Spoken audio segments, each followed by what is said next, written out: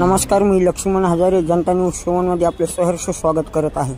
महाविकास आघाडीचे भिवंडी मतदारसंघाचे उमेदवार बाळूमामा यांनी आज पत्रकार परिषद घेऊन महाराष्ट्र दिनानिमित्त सर्व हुतात्म्यांना अभिवादन करून मी उद्या अधिकृतरित्या फॉर्म भरणार आहे असे जाहीर केले व निष्क्रिय खासदार म्हणून कपिल पाटील यांनी मतदारसंघात काहीच काम केले नाही अशी सडकून टीका केली।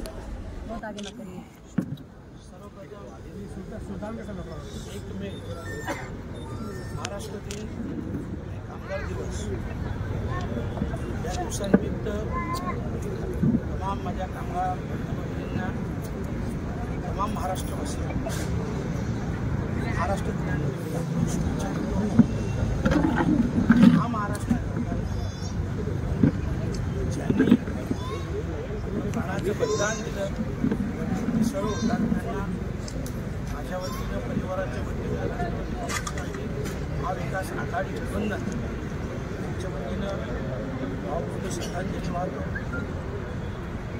आज या ठिकाणी आपण सर्व भिवंडी शहर पत्रकार बंधू आणि ज्या पत्रकार परिषदेत उपस्थित आहात सर्वांचं मनापासून महाविकास आघाडीच्या वतीनं स्वागत करतोय।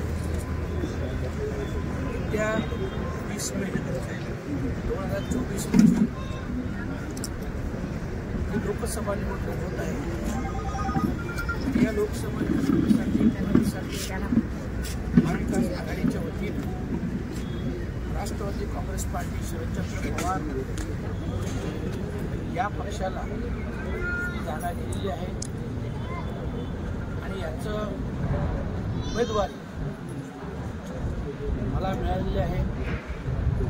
उमेदवारीचा अर्ज उद्या सकाळी 11 वाजता सगळ्यांना छापण्याचं आवाहन केलेलं आहे आणि तिथून प्रांत ऑफिसपर्यंत चालत जाऊन हा उमेदवारी अर्ज उद्या भरणार आहे। पुनश्च एकदा सर्व पत्रकार बंधू भगिनींचं स्वागत आणि सर्वांना महाराष्ट्र दिनानिमित्त मनपूर्वक शुभेच्छा।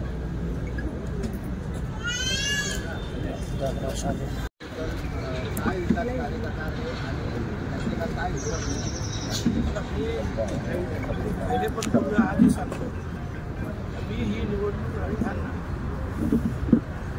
सर्वप्रथम पहिल्या सभेला आपण भिवंडी लोकसभेच्या विकासाची अर्थात जी कामं असतील मग कामं शैक्षणिक विषय असतील, आरोग्याविषयी असतील, डेव्हलपमेंटविषयी असतील, रोजगाराविषयी असतील, हे सर्व प्रश्न घेऊ। कारण खरं म्हटलं तर या लोकसभेत एवढे प्रश्न आहेत, एवढे विषय आहेत, आज आपण ते घ्यायला गेलो तर 2-3 तास देखील कमी पडतील।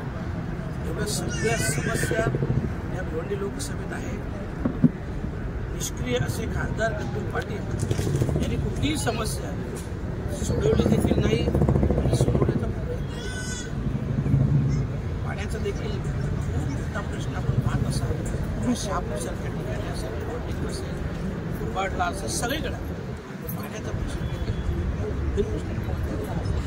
आणि ह्या कुठल्याही प्रश्नांचं काम न करता कुठलंही काम कपिल पाटील सांगितलं ते बोलतात हे सोडून मला दुसरं काम सांगा, हे सोडून दुसरं सांगा। म्हणजे एकंदरीत त्यांची मनस्थितीच नाही काम करत, त्याच्यामुळे कुठलेही काम केलेलं नाही आणि हीच सगळी विकास कामं पेंडिंग आहे।